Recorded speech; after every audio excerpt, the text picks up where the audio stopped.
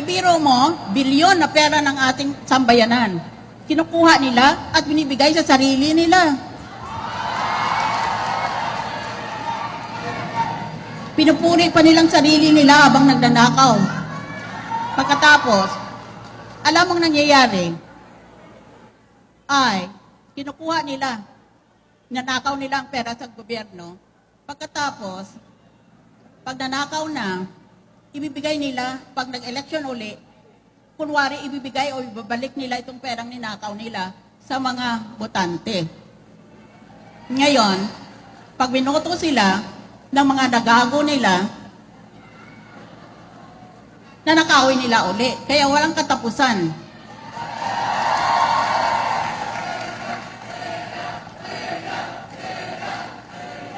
Ang nangyayari, our ladies and gentlemen of perpetual plunder.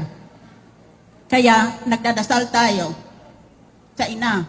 Hindi ina ng Diyos, dahil ang Diyos walang ina. Kung hindi, sa ina ng Panginoon.